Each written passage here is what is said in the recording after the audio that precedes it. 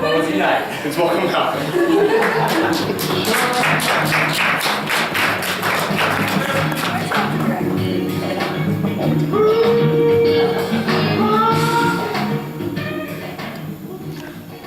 All right, so I'm gonna stand in front of the lectern. So I'm a gangster. Gangsters don't stand behind lecterns. And hopefully someone out there got the Hannibal Buress joke reference. If not, it was still funny because you guys laughed.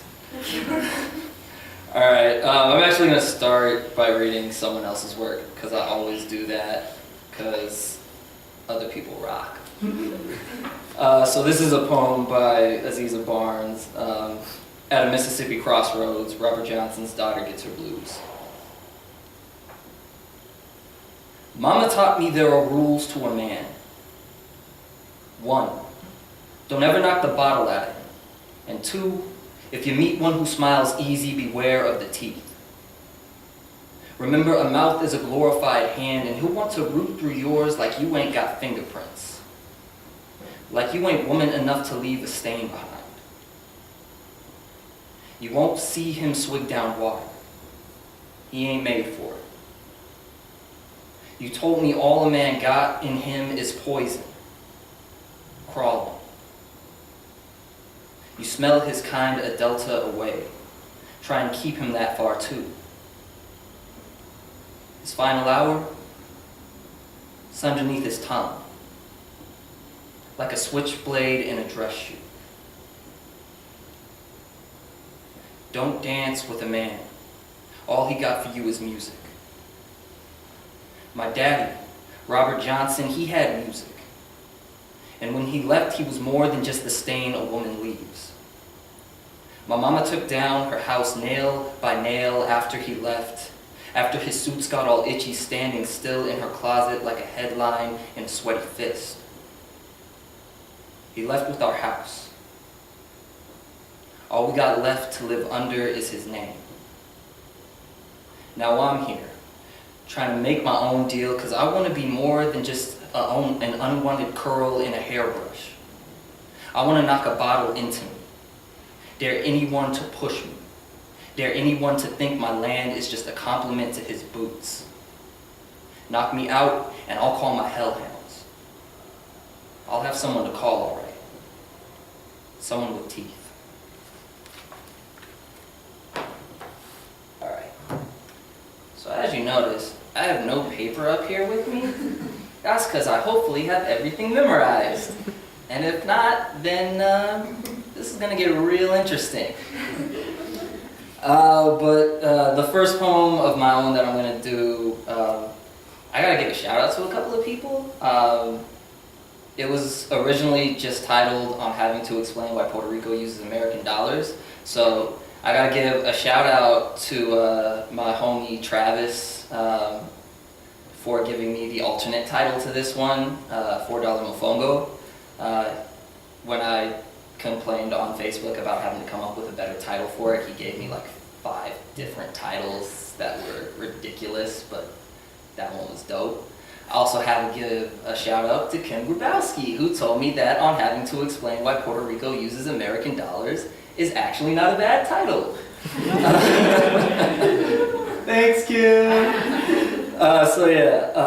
This is $4 Mofongo, or on having to explain why Puerto Rico uses American dollars. 1. Portrait of Mofongo. Golden plátano bowl drenched in broth like a heart in blood.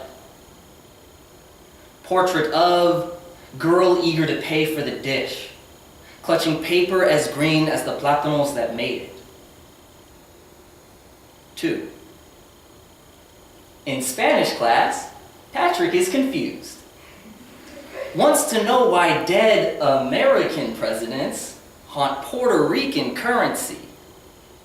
The instructor, Catalonian by birth, her accent more paella than mofongo, either does not know or does not care. Once told me to use real Spanish, that Español real, when I wrote Boricua to denote my origins. 3. El Estado Libre Asociado translates into the world's oldest colony. Don't trust Google Translate or your Spanish-English dictionaries when you get the free associated state.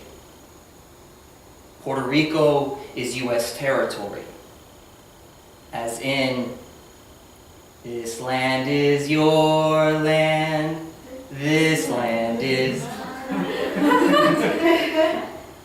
your land. When Scott says Commonwealth, I'm wrong not to correct him with colony. 4. I can take being the only black kid in class. Its reluctance to speak during lessons on slavery. Its teachers asking me if I am uncomfortable with Twain's use of nigger and Huck Finn. Its jokes about the neighborhood I grew up in being gang territory. But being Puerto Rican is this squeeze of my heart, this eruption of brothy blood when being told I am third world. When being taught I am not good enough for first world American dollars. When learning Mofongo, for all its glitter, is not gold. For the first time, I am Puerto Rican.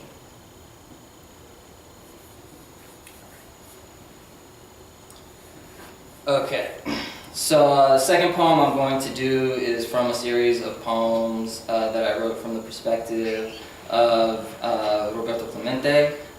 Cameron, if you had just had a 21 on that shirt instead of a 22, we would have been best friends today. Like, I mean, as if we aren't already best friends, but Blood Poets Unite. But yeah, this is a poem that actually a lot of you in here workshopped last semester and helped me make better. Hopefully you think it's better too.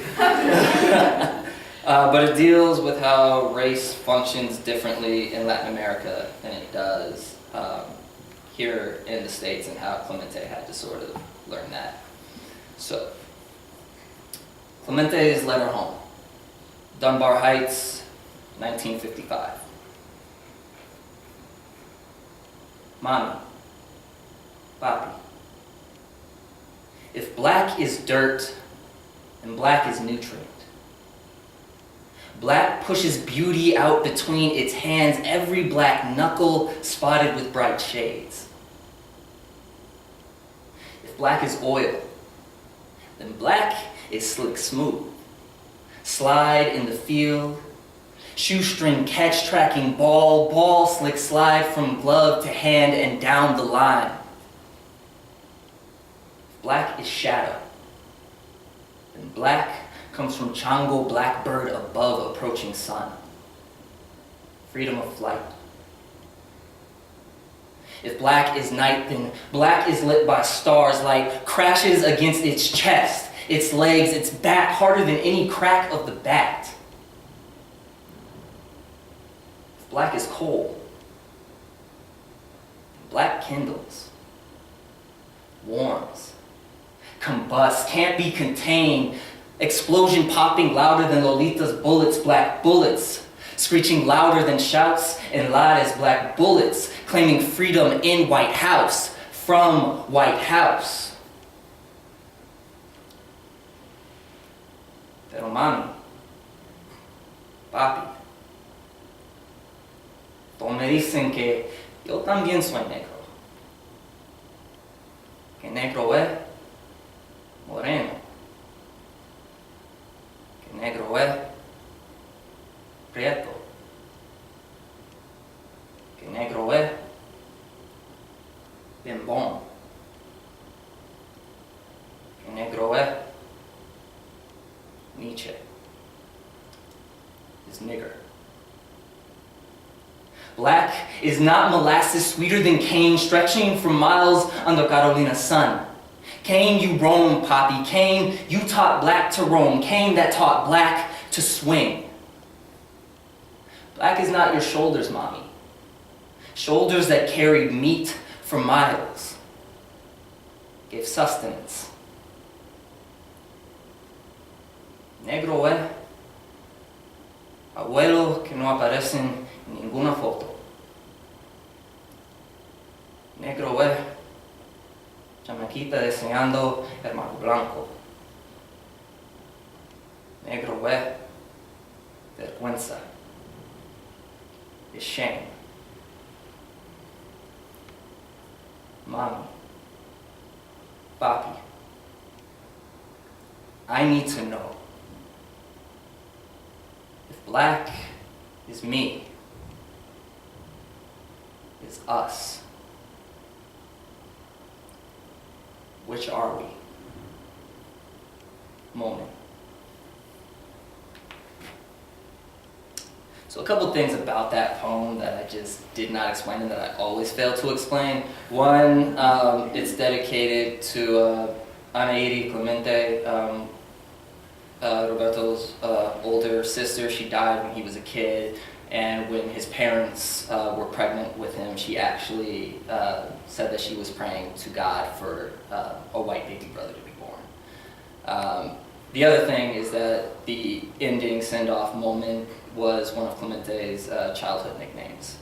Yeah, I always forget to explain those things. All right. So my last two poems are poems from a series that I just started a couple months ago called the Bomba Blues Poems. Deals with being a mixed race kid. The first one is the Bomba man talked shit to Malcolm.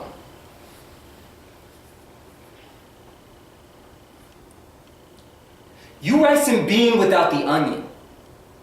You chuleta with no adobo, you bomba with no puñeta, you just an Anglo with brown skin and kinky roots. Don't think your roots mean you old shit. With your, I don't dance salsa. Your, we don't have money for Puerto Rico. Your, my mom doesn't speak Spanish. Your, yo solo hablo bits and pieces ass.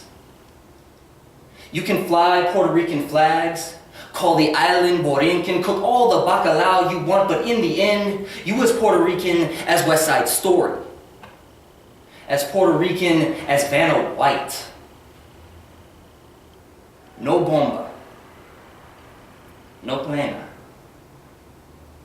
just paint, fading from old shacks in La Verga.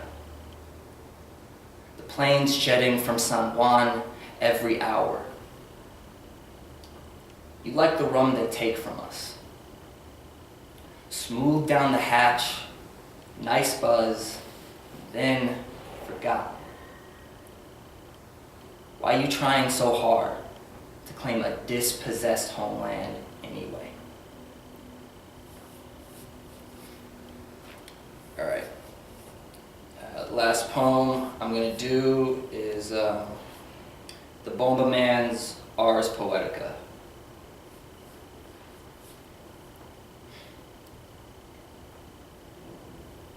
Bomba is not about a beating.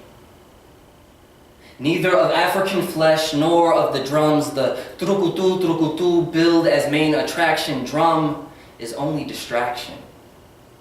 Something to nod your head to. Bomba.